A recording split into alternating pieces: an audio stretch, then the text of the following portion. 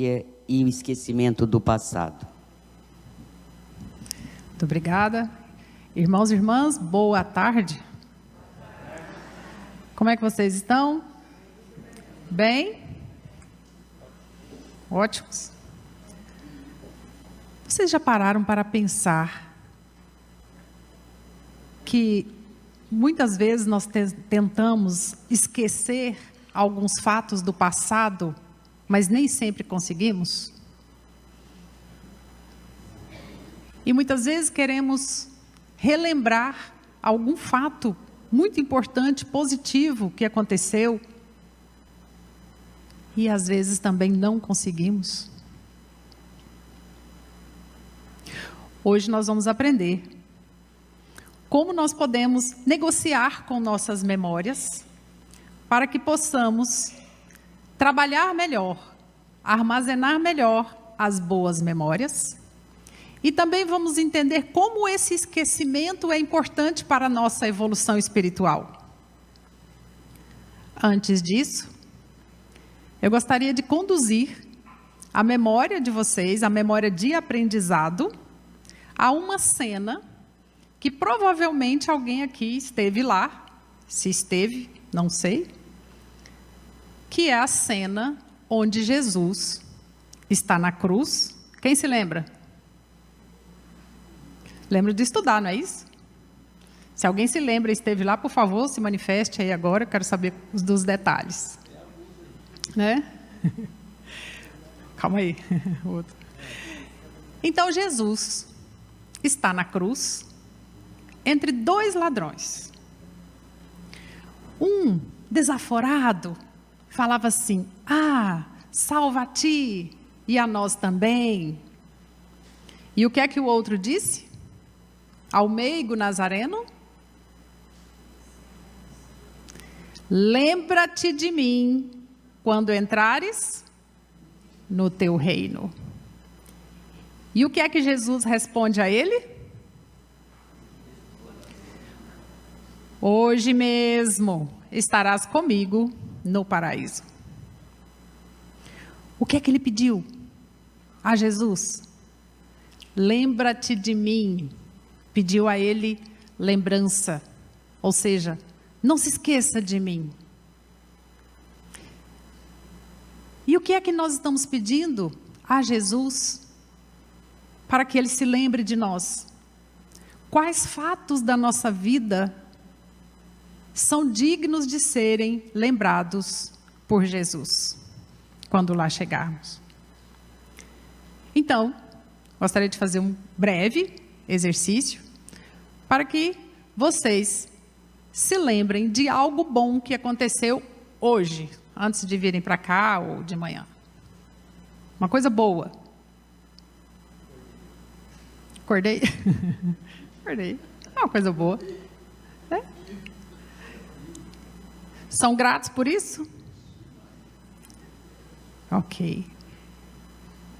Mas agora, eu gostaria que vocês se lembrassem de quando foi que vocês aprenderam a andar de bicicleta pela primeira vez. Lembram? Agora levante a mão. Quem se lembrou da brisa batendo no seu rosto quando você não precisou mais de rodinhas? Quando você, segurando o guidão, conseguiu pela primeira vez andar e se sentiu feliz e livre por isso? Levante a mão. Momento bom. Ok. Não caí, né? Agora, quem é que se lembra do cotovelo ralado, que caiu, que machucou? Pois é. Então, às vezes, para aprendermos alguma coisa, nós caímos aqui e ali, né? Mas por que é que às vezes nós não esquecemos aquela queda e ficamos lembrando dela? Qual a utilidade disso? Claro, doutora Marisley, para não cair de novo, não é? Para aprender. Mas, utilizando os conhecimentos da neurociência hoje, nesta noite, nós vamos aprender que é possível negociar com essas memórias. É possível higienizar essas memórias para que sejamos pessoas mais felizes. Para que tenhamos o tempo todo uma face de quem está o tempo todo se lembrando de coisas boas. E ainda assim, mesmo que se lembre das coisas ruins do passado, que saibamos utilizá-las, ressignificando essas memórias. Então vamos lá.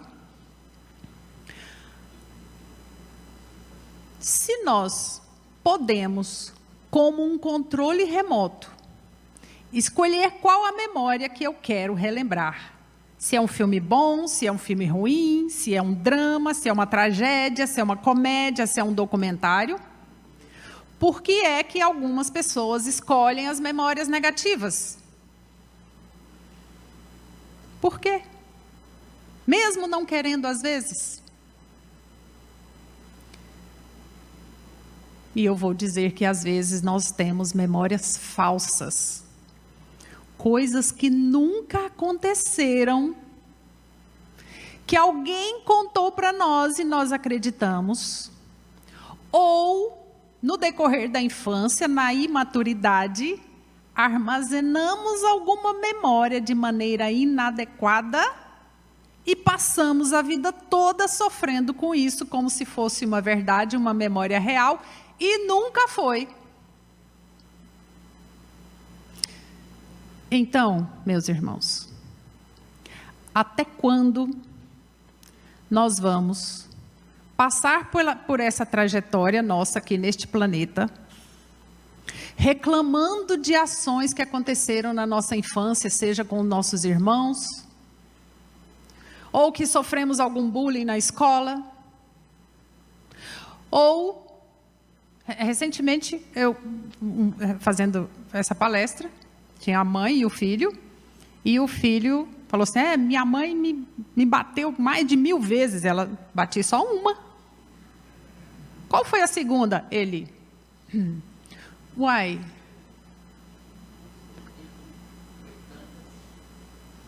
ele gravou na memória que a mãe bateu nele milhares de vezes, e foi só uma.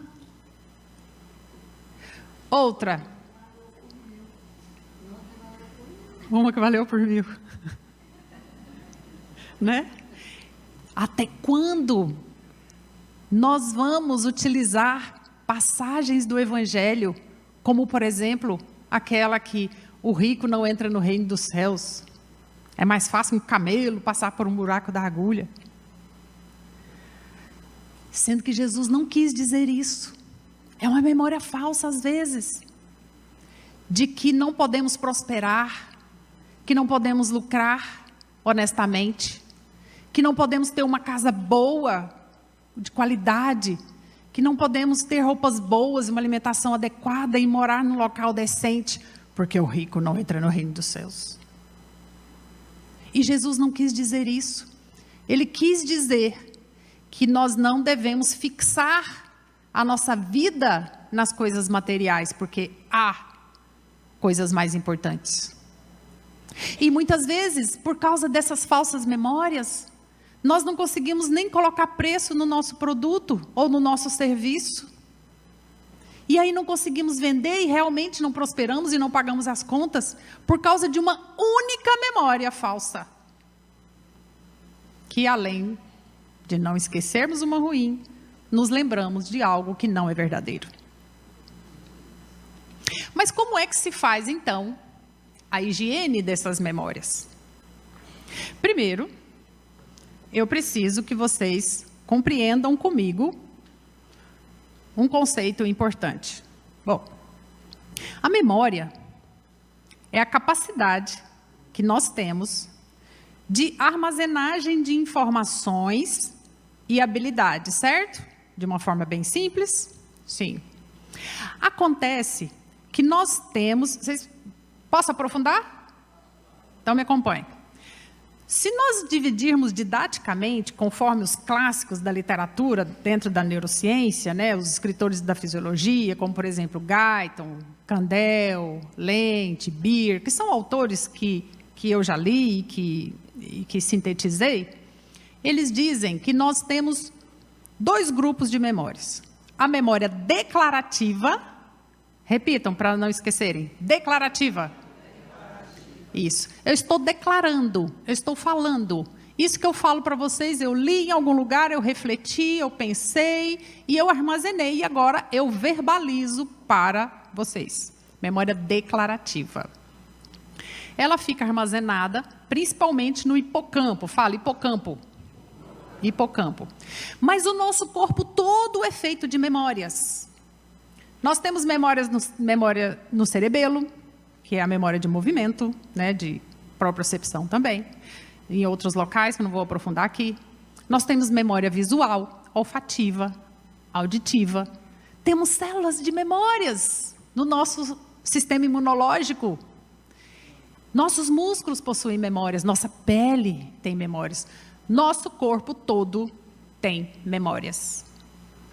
Então, a declarativa é aquela de informações que pode ser de curto, médio e longo prazo. Então, se eu falo com uma pessoa aqui agora, a pessoa me fala o nome. Se eu não repito 2, 3 vezes o nome, eu esqueço. Quem aqui é como eu guardo fisionomia como ninguém. Vi uma vez, nunca mais esqueço. Fui em um lugar, pode me soltar que eu vou lá sozinha de novo. Meu GPS é ótimo. Mas nomes, nem tanto. Emílio, lembra nomes de pessoas, nome e sobrenome. Ele consegue. Então, essa é a declarativa de curto, a de médio, de algo que eu li, que eu compreendi, né? E de longo prazo, aquelas informações que vêm lá da nossa infância, certo? Tudo bem? Aquela que vai sendo armazenada e articulada.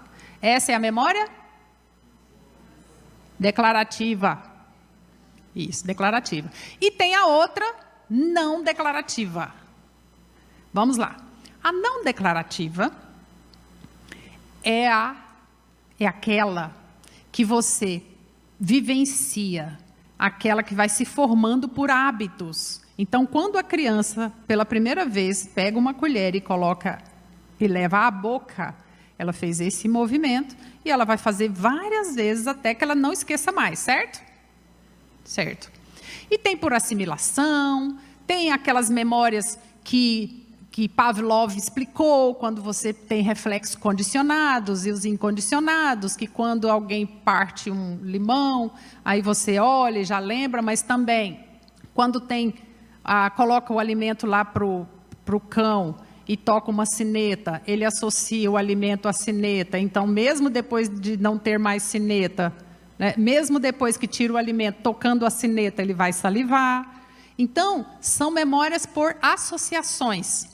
E que às vezes você libera dopamina cada vez que alguém curte uma postagem sua no Instagram e por aí vai.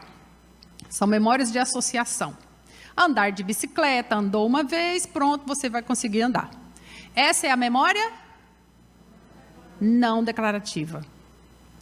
Agora, como é que o espírito, como e onde o espírito guarda memórias de uma encarnação para outra? Onde nós sabemos, não é isso? Onde? No perispírito, ok? Como?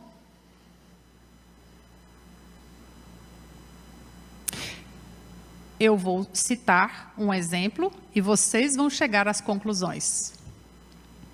Imagine que você leia hoje a respeito do conceito de gentileza.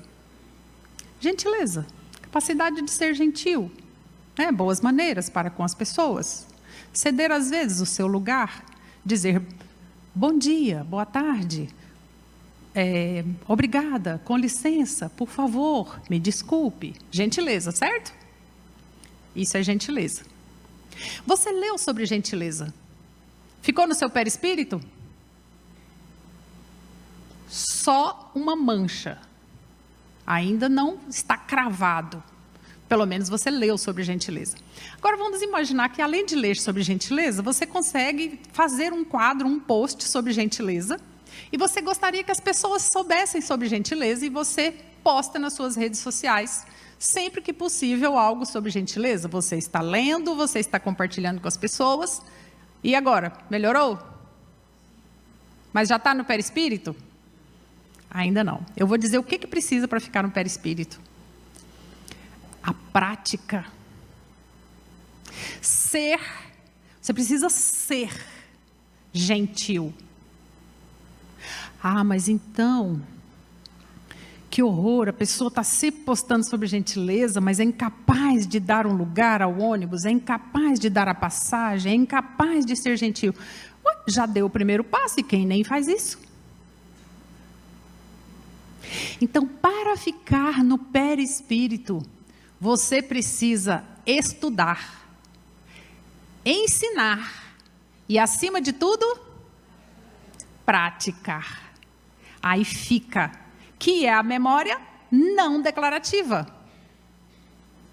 Então, cada livro que você lê, cada texto bom que você lê, algo novo que você aprende, você dá o primeiro passo para que isso construa a sua memória de longa duração para a eternidade. Até chegar ao ponto de que você vai fazer isso automaticamente. Quando vê, já fez. Não é assim quando a gente sai de um cômodo e desliga a luz? Quando vê, já fez. Opa, por gentileza. Muito obrigada. É assim. Mas e o esquecimento? Como esquecer? Da mesma forma que o lembrar é importante, o esquecer também é importante. Meus irmãos, a nossa mente, né, juntamente com o nosso cérebro, né, os nossos neurônios, a nossa massa encefálica, pronto, cheguei na massa encefálica, ela é mais ou menos como um prato cheio de cola, com algumas ervilhas jogadas ali. 80% da nossa massa encefálica é de cola, é de glia. Aproximadamente 20%, dizem os cientistas, só 15%, mas há um artigo que diz que é 20%, é composta por neurônios. Mas a quantidade de neurônios, os estudos de Lent, Robert Lent, os estudos dizem que tão importante quanto a quantidade de neurônios é a quantidade de sinapses. Encontros entre esses neurônios, conexões entre esses neurônios, energia. Mas e o esquecimento? Como que a gente faz? Para que a memória aconteça, me acompanhem. Estão me acompanhando? Olha para cá. Isso, vocês estão olhando. Para que a memória aconteça, são necessárias sinapses. Eu preciso de neurônio, eu preciso de neurônio saudável, eu preciso de neurônio com mitocôndrias. E se eu intoxico o meu corpo, essas mitocôndrias ficam frágeis, não tenho energia para fazer ATP. Eu preciso de mitocôndrias. Eu preciso de outras organelas, eu preciso de complexo de Golgi, de ribossomos. Eu preciso de uma bainha de mielina, com nodo de Ranvier. E esses elementos são feitos de ômega 3, ômega 9. Eu preciso de B12, que é a cobalamina para tudo isso funcionar. Então, esse neurônio precisa estar saudável. Ele precisa estar descansado para que eu guarde as memórias. Eu preciso de corpo celular, eu preciso de dendritos, eu preciso de axônios. Senão, eu não guardo memórias. Eu preciso ter dormido bem, eu preciso me alimentar bem, beber água. Até aí, tudo bem? Vamos lá. Mas e o esquecimento? Ah, e eu preciso de cálcio, eu preciso de AMP cíclico, mas isso aí é outra palestra, bioquímica. Estudem depois. Mas e o esquecimento? Vou ilustrar. Vamos imaginar que antes de você vir para cá, e eu não quero causar nenhum desconforto em ninguém, para ninguém sair correndo para ver se realmente fez isso, por gentileza, fiquem calmos. Vamos imaginar que antes de sair para cá, você pegou a chave e saiu falando assim, com o celular, com alguém, resolvendo alguma coisa. Então. Todos vocês trancaram a porta hoje? Estão lembrados se trancaram a porta?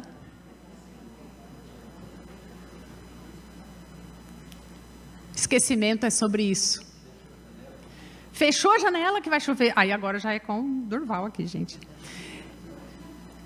Trancou? Quando eu falo de esquecimento, eu estou falando de foco ou perda de foco. Se você trancou conscientemente, você vai se lembrar que você trancou. Mas se você estava falando ao celular, seu cérebro não vai registrar porque ele é seletivo. Ele armazena aquilo que é mais importante para ele, que está ligado à sobrevivência.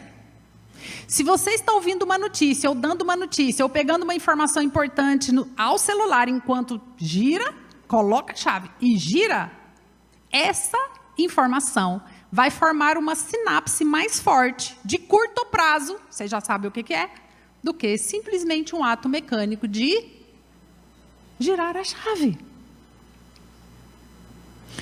Então, diante desse exemplo, o que é que eu faço para esquecer coisas negativas que aconteceram? Tirar o hiperfoco naquela memória negativa. Focar em coisas positivas. Não estou dizendo para esquecer. Elas não serão esquecidas. Elas serão ressignificadas. O primeiro é o foco. Mudar o foco. Ah, aconteceu uma coisa chata ontem ou semana passada. Aconteceu. Se você ficar relembrando isso todos os dias, essa vai ser a memória principal e ela será cravada em seu perispírito. Em vez de ser uma laranja doce, você será um limão azedo. E vai azedar onde você estiver. E vai levar esse azedume onde você estiver. Deixa para lá. Foque em coisas boas. Foque em memórias boas. Mas para você focar nas memórias boas, você precisa ter um sentimento muito importante que te faz ser saudável e próspero. Que se chama gratidão. Só perdoa quem é grato. Quem não é grato tem muita dificuldade de perdoar, porque focou naquela questão e não agradeceu. Sabe o que eu digo e penso quando alguma pessoa fala uma asneira perto de mim? Em vez de revidar, em vez de chamar atenção, porque o professor tem essa mania, né, de ficar corrigindo, o que é isso, chamar atenção? Eu penso assim, eu agradeço a Deus por ter uma audição saudável, né? Pior seria se eu não escutasse. Então temos tantas razões para agradecer. Não é viver uma vida inocente, tipo Poliana, que bom que o sol nasceu. Não é isso. É exercer a maturidade da escolha. Eu escolho a boa memória. Ah, mas aconteceu aquilo daquela forma. Eu escolho a boa memória. As memórias são minhas. Eu armazeno como quiser. Ou não? Não são suas? A mente não é sua? Quem entra aí dentro? Pensamentos intrusos. Ou obsessões, né? Se os irmãos observarem, vão perceber que sempre que alguém começa a se despontar, a ter uma fase de crescimento, a focar em algo, ter disciplina e crescer e fazer algo importante, os pensamentos intrusos começam.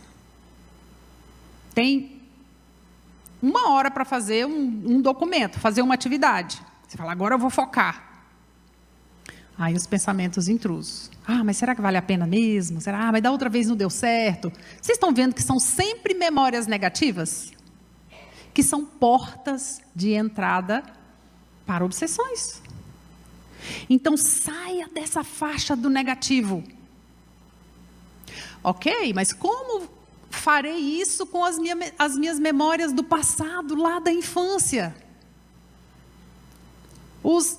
As fraturas, os traumas.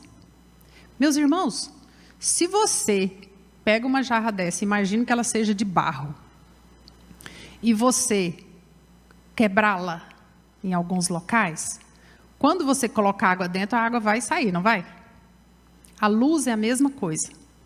Quando esse jarro é fraturado, a luz não foca, ela se dispersa. E aí você não consegue crescer afetivamente. As discussões das relações familiares, você sempre vai trazer do passado alguma coisa negativa. Lembra? Às vezes está discutindo uma coisinha de nada, que precisa ser decidida ali, uma adversidade, uma coisa que precisa ser resolvida. Vem a memória do passado e fala, mas você não está fazendo isso porque você lembra que você já fez aquela vez comigo? O que é isso? É você carregar memórias negativas como se fosse um saco de batatas ou um saco de pedras. Guardei uma negativa. Aconteceu uma coisa comigo aos 4 anos de idade. Guardei. Aos 8 anos, fui ler uma coisa, alguém riu de mim. Guardei. Aos 14, apaixonei, não deu certo. Guardei. Aos 18, aprendi a dirigir, mas bati o carro. Não sei, estou citando exemplos. Traiu no seu carro. Você vai guardando. Aquela pessoa fez uma coisa comigo, vai guardando. A outra pessoa fez uma coisa comigo, vai guardando. Quem é que vai carregar esse saco de pedras pesado? Não somos nós? Então escolha não carregá-las. Mas como resolver isso lá no passado? Venham comigo. Vamos lá. Meus irmãos, se nós estivermos caminhando numa floresta, num bosque, num parque, você está caminhando. Você já aprendeu na escola ou leu em algum lugar, estou falando isso porque com a criança seria diferente, você já aprendeu em algum lugar que existem cobras peçonhentas e não peçonhentas, certo? Um exemplo. As cobras peçonhentas, elas possuem fossetas, pupilas ovalares, elas possuem escamas, elas são venenosas, claro. E as não peçonhentas são mais lisas, Não tem as fossetas, pupila circular. Aí você está caminhando, você sabe disso. E já ouviu também falar, por causa da Eva, que cobra não sei o quê, Cheio de informações, não é isso? Que vão te causar medo, certo? Aí você está caminhando e você se depara com uma cobra no meio do caminho. Como o seu sistema de defesa, seu sistema límbico vai reagir? Me acompanhe. O olho viu. A amígdala vai ser ativada pelo hipocampo, porque o hipocampo vai te dizer, quando essa informação chegar lá no hipocampo, ele vai dizer perigo. E a amígdala vai fazer o quê? Acionar todo o sistema nervoso simpático. Vai enviar informações para o seu coração, para o seu pulmão. Para o seu coração, ela vai acionar tanto neurotransmissor, que vai fazer com que o seu coração se acelere, jogue sangue para as pernas, para você correr. Em síntese, pulei o tálamo aí, mas quem for da saúde me perdoe. Passa pelo tálamo. O tálamo é o portão que liga tudo. Então, olho, amígdala, sistema nervoso, sistema emocional, certo? Então você vai correr. Você vai ter taquicardia. Você vai regalar os olhos e vai puxar ar e vai fazer assim, ó. Se a pessoa urinar, tem alguma coisa errada, porque aí é parasimpático. Certo? Tá bom, e corre. Agora imagine se você fosse usar apenas o hipocampo. Olharia para a serpente e diria: olá, réptil. Vejo que você tem escamas, pupilas ovalares têm fossetas. E me parece que esse veneno pode ser neurotóxico, mas também pode causar-me hemorragia e irei a óbito. Então penso que devemos nos afastar.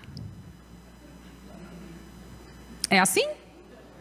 Então, por que o mundo quer que nós Sejamos assim quando o perigo chega, quando alguém manda uma mensagem ruim, quando há um perigo, um risco de demissão, ou então um cliente que pode jogar nas redes sociais, ou então alguém nos dá uma chamada, alguma coisa assim, ou um acidente aconteceu. Por que o mundo quer que sejamos assim como a segunda pessoa? Se nós somos seres emocionais e as nossas memórias emocionais, elas são importantes para a nossa sobrevivência. Porque é para isso que nós estamos aqui. Passarmos por todas essas situações e termos a capacidade de decidir o que é melhor naquele momento, mesmo numa situação de perigo. Com essa informação, agora nós vamos resolver essas fraturas que ficaram lá no passado. Muito bem. Então agora vamos imaginar que não seja uma cobra, que seja um cachorrinho. Você tinha 2 anos, estava brincando, né, na porta da sua casa e tudo, um cachorrinho te mordeu. Pronto, foi uma mordida pequena, tudo, a mãe sarou e tudo, melhorou, acabou, ok? Agora você tem 30 anos. Qual é o menor tamanho de pincher? Você tem 30 anos, 1,80 m, e alguém passa com um pincher perto de você. É um pincher? É. Você corre. O que está acontecendo? Você está utilizando memórias do passado e deixando que elas interfiram no seu presente. Isso inclui problemas de filhas com os pais, problemas de filhos com as mães, problemas com irmãos mais velhos e irmãos mais novos, problemas com professores, qualquer autoridade. Então, como que a gente resolve isso? Tem solução? Tem? Então, vamos lá. A partir de hoje, vocês vão reescrever as memórias de vocês de forma a ressignificá-las. Como? Vamos lá. Eu sou professora do curso de medicina, no 3º período, e justamente na disciplina ligada à neurociência. Então, eu percebi que se estuda muito a respeito de várias partes do sistema nervoso, mas a memória, ainda faltam alguns estudos. E existe o momento da apresentação de um artigo científico. Todo semestre eles fazem um. No momento da apresentação, tinha uma aluna que, cada vez que chegava perto do dia da apresentação, ela manifestava todos aqueles sinais límbicos, ou seja, o sangue ia para as pernas, para ela correr, e faltava aqui no rosto, né, hipocorada. E as mãos transpiravam, porque para ela era uma situação de perigo, lutar ou fugir, não é? E aprendam a observar quando a pessoa está nesse ponto, porque ela pode fugir, mas também ela pode lutar. Aprendam a observar essas expressões de face. Olho fixo, ou então a pessoa dispara a falar, são extremos. Ou cala demais, ou fala demais, né? As mãos assim, essa pessoa está em situação de perigo. Ela pode te ver como um agente agressor e agredir você, se a pessoa não tiver nível, né? Então, vamos lá. Então, conversando com ela, eu perguntei: quem foi que riu de você quando você leu a sua primeira redação na 5ª série? Ela: como é que a senhora sabe disso? Falei: porque você teme falar em público. Foi, professora. Eu li a minha redação na sala, e aí eu não li direito, os meninos riram de mim, e a professora, em vez de me apoiar, ainda me deu uma bronca. Nunca mais falei em público. E é uma menina muito inteligente, muito estudiosa, sabe muito, mas falou, microfone para ela é motivo de pânico. Falou que é falar em público, isso acontece. Então eu disse: venha comigo, volte lá, naquele momento, e diga para aquela criança: Você foi corajosa. Você fez o máximo que pôde nas circunstâncias que você tinha. Agora perdoe aquelas pessoas. Perdoe a professora. Seus colegas eram imaturos. Sua professora também. Mas acima de tudo, perdoe a si mesma. Porque você teve coragem de ler. E nesse perdão, nessa ressignificação, agradeça por essa oportunidade, seja grata. E agora, qual que é seu tema mesmo? E ela falou o tema. E eu fui fazendo as perguntas do artigo, os conceitos, a problemática, né, a introdução, objetivos, métodos. À medida que eu fui perguntando, ela foi falando. Isso é cura. E nós podemos fazer isso, cada um pode fazer isso, seja com terapia ou não. E foi justamente sobre essas memórias, as minhas memórias e as memórias que eu venho observando nesses 30 anos de profissão, que eu organizei nesse livro. Vocês acham que teria um livro para juntar tudo isso? Todos esses clássicos e ainda memórias ressignificadas? Esse livro, O Poder das Memórias, quem conhece? Quem já leu?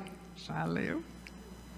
Só que é o seguinte, além de escrever o livro, eu coloquei algumas atividades aqui no meio, no final de cada capítulo, para que você escreva suas próprias memórias e ressignifique-as. Para que quando você precisar das boas memórias, você tenha elas imediatamente. Porque suas memórias estarão organizadas. Nos momentos de dificuldade, você terá acesso às boas memórias, como uma gaveta organizada, que quando você diz, eu quero aquela blusa branca, ela está no canto direito da gaveta. Eu quero aquele objeto, ele está exatamente ali. Aí, esse é o segredo de ter uma boa memória, porque ela não está desorganizada, ela não está cheia de lixo, ela está plena. E aí, você começa a ser luz. Porque o próprio Cristo, que nos trazia boas memórias o tempo todo, a respeito do reino dos céus, que ninguém conhecia, mas ele trazia, ele construiu boas memórias em nós. O reino dos céus é semelhante ao semeador, o reino dos céus é semelhante àquele que compra a melhor pérola. O tempo todo Jesus se utilizou da neurociência. É como se ele dissesse, povo, esqueça o domínio romano, esqueça o que aconteceu, esqueça a clausura na Babilônia, esqueçam isso. Há um reino dos céus esperando por vocês. E se nós entendermos isso, se nós cultivarmos as boas memórias, nós levaremos isso para onde formos. E seremos mensageiros de luz e não de trevas. Porque ele próprio disse, eu sou o caminho, a verdade e a vida, e ninguém vai ao Pai, senão por mim. Muita paz, que Jesus abençoe a cada um de vocês, e que vocês tenham sempre ótimas memórias. Muito obrigada.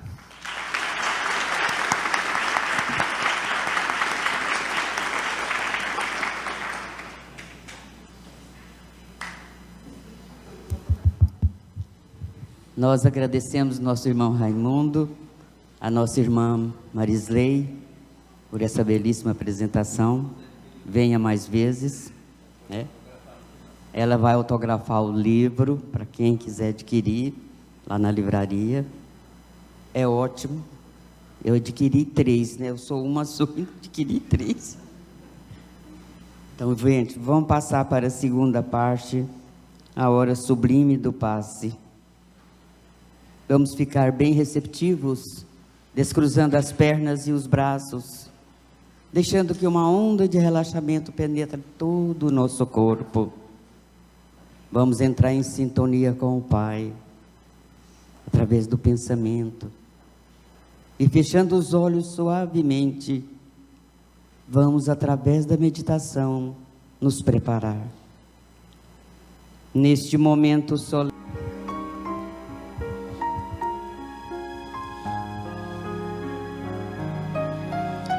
Senhor Jesus,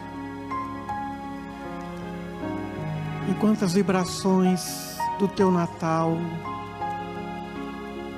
nos remontam à estrela de amor de Belém, se aproximam, renova-nos por dentro para um mundo melhor. O amor é o alimento das almas, e as boas lembranças ou as boas memórias são os alimentos do amor, da fé, da esperança. O teu evangelho é o melhor das memórias da civilização terrena.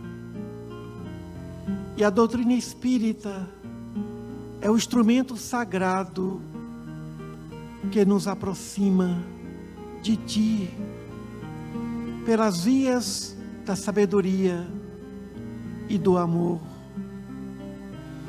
Chegamos aqui, Senhor, em busca de paz, em busca de energias renovadas para o fechamento do mês. Saímos daqui fortalecidos e agradecidos, compreendendo a força e o poder do amor em nossas vidas e em nossos corações. E há tantos anos que essa casa repete sempre, ao final de suas reuniões públicas, lembrando a melhor das memórias da sabedoria, que nem Salomão pôde contemplar, que nem o profeta Isaías pôde prever, e nem Moisés pôde vislumbrar além da terra prometida, dizendo assim, nessa máxima universal: irmãos de toda a terra, amai-vos uns aos outros. Irmãos de toda a terra, amai-vos uns aos outros. Irmãos de toda a terra, amai-vos uns aos outros, agora e sempre. Assim seja.